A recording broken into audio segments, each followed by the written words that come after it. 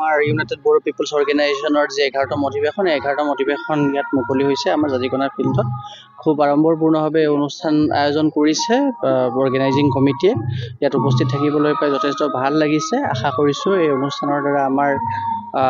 বড়ো সমাজৰ যি সংস্কৃতি সেই সংস্কৃতিৰ বান্ধন আৰু টনকিয়াল হ'ব তেওঁলোকৰ মাজৰ ভাতৃত্ববোধৰ যি বান্ধন সেই বান্ধন আৰু টনকিয়াল হ'ব সকলোৰে সুমংগল কামনা কৰিছোঁ এই অনুষ্ঠানৰ জৰিয়তে সকলোকে নতুন বছৰৰ শুভেচ্ছাও জ্ঞাপন কৰিছোঁ গতিকে আশা কৰিছোঁ এই অনুষ্ঠানে যাতে আগন্তুক দিনত আৰু অধিক আড়ম্বৰপূৰ্ণভাৱে এই অনুষ্ঠান যাতে তেওঁলোকে অনুষ্ঠিত কৰে আৰু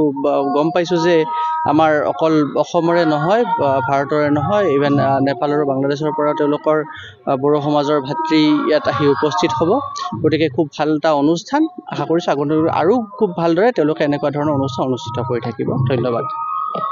আমাৰ ইউনাইটেড বড়ো পিপলছ অৰ্গেনাইজেশ্যনৰ যে 11তম অধিৱেশন 11তম অধিৱেশন ইয়াত মুকলি হৈছে আমাৰ জাজিকণা ফিল্ডত খুব আড়ম্বৰপূৰ্ণভাৱে অনুষ্ঠান আয়োজন কৰিছে অৰ্গেনাইজিং কমিটিয়ে ইয়াত উপস্থিত থাকিবলৈ পাই যথেষ্ট ভাল লাগিছে আশা কৰিছোঁ এই অনুষ্ঠানৰ দ্বাৰা আমাৰ বড়ো সমাজৰ যি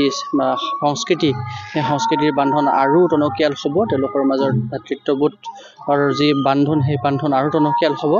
সকলোৰে সুমংগল কামনা কৰিছোঁ এই অনুষ্ঠানৰ জৰিয়তে সকলোকে নতুন বছৰৰ শুভেচ্ছাও জ্ঞাপন কৰিছোঁ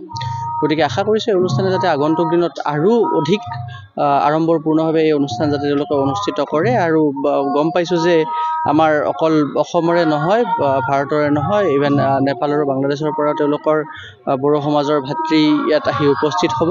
গতিকে খুব ভাল এটা অনুষ্ঠান আশা কৰিছোঁ আগন্তুক আৰু খুব ভালদৰে তেওঁলোকে এনেকুৱা ধৰণৰ অনুষ্ঠান অনুষ্ঠিত কৰি থাকিব ধন্যবাদ